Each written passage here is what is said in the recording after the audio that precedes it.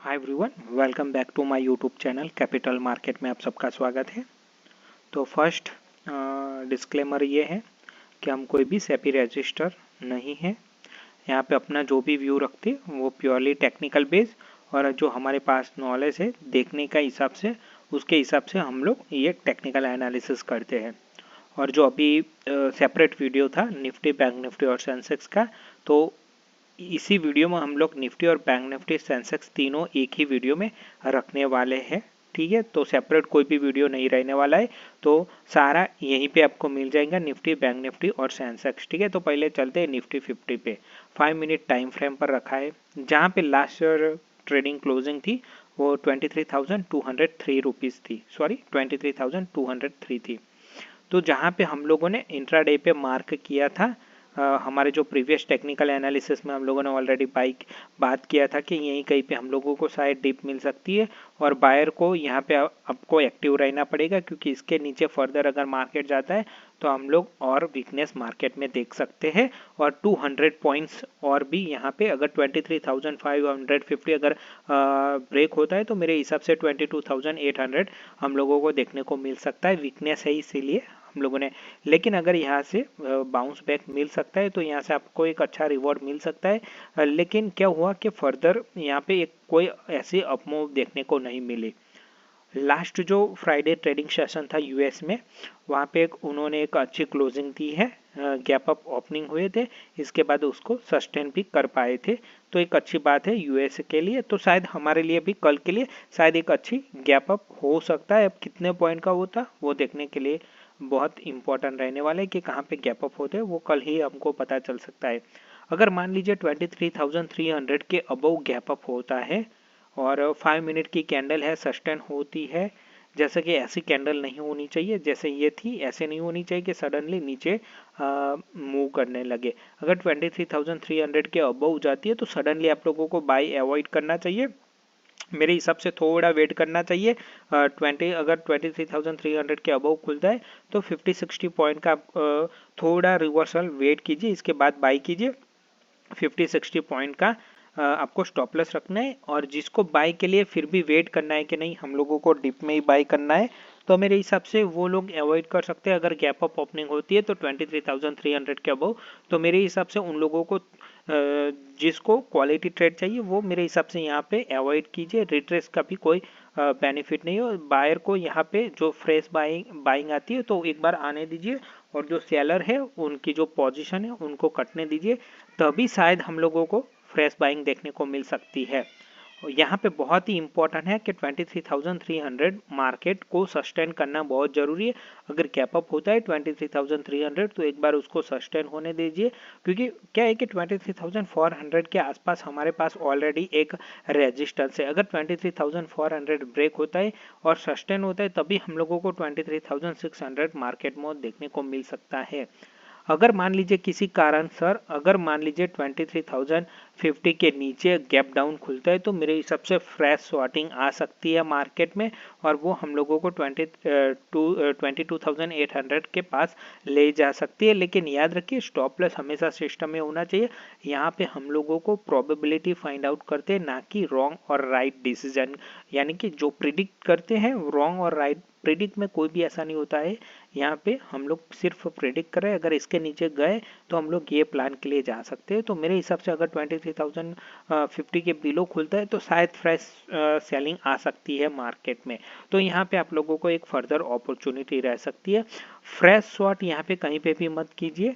अगर आपका fresh shot करना है तो मेरे हिसाब से आप लोगों को वेट करना चाहिए कि मंडे को क्या यूएस मार्केट रिएक्ट करता है, तो उसके हिसाब से ही आप लोगों को फर्दर पोजीशन बनानी चाहिए।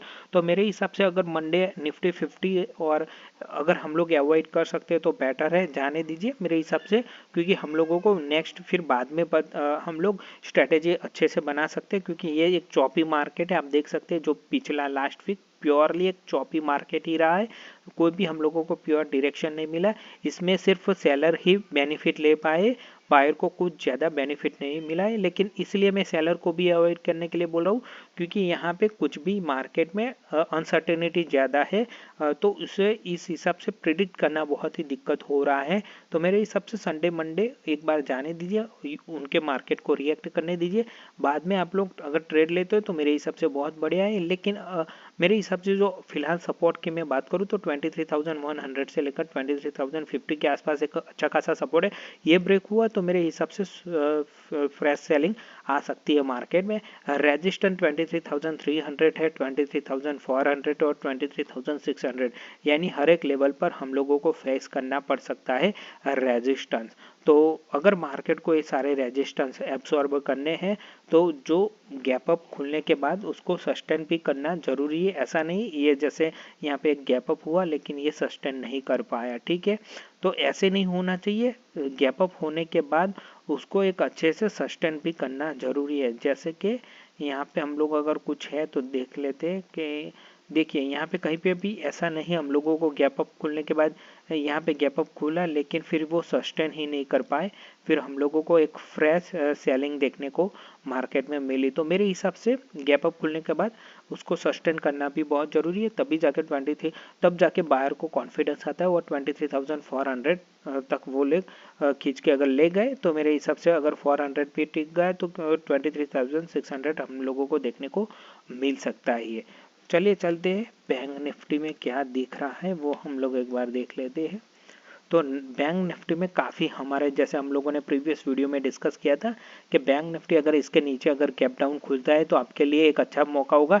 यहाँ पे आपका 250 पॉइंट का स्टॉप लॉस होना चाहिए, और जो हमारा फर्स्ट टारगेट था 48,300 वो आराम से अचीव भी हो चुका है। तो यहाँ पे आप लोगों को 1 जम अच्छे से 3 रेशियो मिल चुका था। यहाँ पे आपको करीब करीब मेरे हिसाब से यहाँ पे आप लोगों को 700 के आसपास पॉइंट कैप्चर करने को मिले, तो एक अच्छी बात है।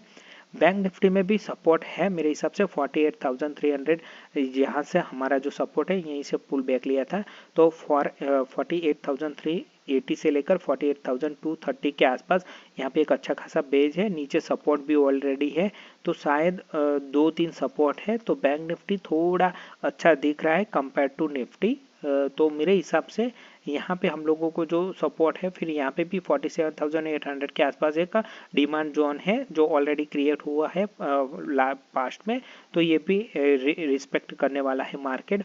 और जो लास्ट होप है 47,400, अगर ये ब्रेक होता है तो सर्टेन हम लोगों को और डिप देखने को मिल सकती है। ऊपर की रेजिस्टेंस की बात करूँ तो 49,050 और 49,300 के पास है। फिर इसके बाद जो एक 49,800 और 50,200 के आसपास रेजिस्टेंस से निकल के आ रहे हैं। तो मेरे हिसाब से यहाँ पे भी अगर किसी को चांस लेना है तो यही कहीं पे अगर गैप डाउन होता है या लेवल टू लेवल खुलता है तो यहाँ से भी 200-250 का स्टॉप लॉस रख के इसी लेवल के आसपास बाई कीजिए 48,300 के आसपास, तभी हमारा जो प्लान है वो सक्सेस होगा। 48,300 के आसपास मिलता है तो हम लोग शायद एक बार अपॉर्चुनिटी ले सकते हैं। 250 पॉइंट का स्टॉप लॉस रख के 49,100 के आसपास का एक टारगेट रख सकते हैं। यहाँ पे एक अच्छा रिस्क रिवॉर्ड हमारा बन सकता है निफ्टी बैंक में। अब चलते हैं सेंसेक्स में, जो बहुत ही इम्पोर्टेंट है क्योंकि अभी मंगलवार को उसकी एक्सपायरी हो चुकी है। तो मेरे हिसाब से ये भी हम लोगों को निफ्टी और सेंसेक्स ऐसे दो इंडेक्स लास्ट वीक ऐसे रहे, चॉपी की तरह रिएक्ट किया, उनकी एक्सपायरी भी चॉपी रही, यानी कि एक ही रेंज में पूरा मार्केट घूमता रहा। लेकिन निफ्टी बैंक में हम लोगों को एक मूवमेंट देखने को मिली, चाहे अप या डाउन दोनों साइड के अच्छे ट्रेड हम लोगों को मिले, लेकिन निफ्टी और सेंसेक्स में हम लोगों को ऐसे ट्रेड नहीं मिले। तो मेरे हिसाब से ये भी बहुत ही इंपॉर्टेंट है। जहाँ पे क्लोज हुआ है वो 76,630 के आसपास क्लोज हुआ है, जो हमारा सपोर्ट है वहीं पे क्लोज हुआ है। 76,600 से लेकर 76,750 आसपास हमारा एक सपोर्ट है, वहीं पे क्लोज हुआ है। अगर कल किसी कारण से 77,000 गैप अप ओपन होता है तो शायद हम लोगों को 77,700 के आसपास देखने को मार्केट मिल सकता है, जहाँ पे उसका फर्स्ट रेजिस्टेंस है। और फिर अगर ये भी सस्टेन होके ब्रेक किया तो हम लोगों को एक्सपायरी के दिन 78,500 देखने को मिल सकता है। डाउन साइड बात करूँ तो अगर किसी कारण से मार्केट 76,500 के बिलो खुलता है और 5 मिनट की जो हम लोग बात करते हैं ऐसी रेड कैंडल दिखती है, तो मेरे हिसाब से 75,500 हम लोगों को देखने को मिल सकता है। लेकिन हमेशा याद रखिए ट्रेल स्टॉप लॉस करना है। इसमें ऐसे एटलीस्ट आपको 350 से 400 पॉइंट देने, इसमें 1:2 और 1:3 रेशियो के लिए आप लोगों को जाना है। तो एक यहाँ पे अगर रिस्क लेना है मेरे हिसाब से, जैसे कि किसी को अगर रिस्क लेना है तो 76,500 के बिलो खुलता है, तो मेरे हिसाब से यहाँ पे आपको 250 पॉइंट का स्टॉप लॉस दीजिए, ज़्यादा नहीं 300 पॉइंट का दे दीजिए, 250 भी नहीं 300 पॉइंट का स्टॉप लॉस दीजिए और 75,500 तक आप लोग टारगेट के लिए जा सकते हैं। लेकिन याद रहे कि आप लोगों को ट्रेल भी साथ में करना है, स्टॉप लॉस अपनी सिस्टम के हिसाब से। बाइंग के लिए मैं फिर भी थोड़ा नहीं मुझे दिख रहा है कुछ ऐसा बाइंग। अगर यहाँ पे कहीं पे अगर मिल जाता है 2:30 बजे के पहले, 1 बजे से पहले, तो एक बार रिस्क ले सकते हैं। अदरवाइज अवॉइड करके एक्सपायरी के दिन ही बाई के लिए सोच सकते हैं। अदरवाइज सेलर के लिए अभी भी एक चांस है कि यहाँ पे आप लोग बाई कर सकते हैं, क्योंकि यहाँ पे अगर गैप अप खुल गया मान लीजिए, उसको तेजी के लिए एटलीस्ट 77,000 अबव ही खुलना पड़ेगा। इसके बाद 400 to 500 पॉइंट्स के लिए रिस्क ही रहता है ये पूरा ट्रेड। तो बाई के लिए मेरे हिसाब से अवॉइड कीजिए। सेलर के लिए ये लेवल मैंने बोल के रखा है 76,500।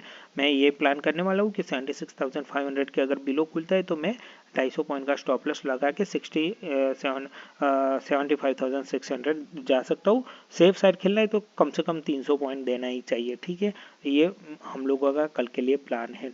तो प्लीज़ वीडियो को लाइक कीजिए और चैनल को सब्सक्राइब कीजिए। Thank you for watching.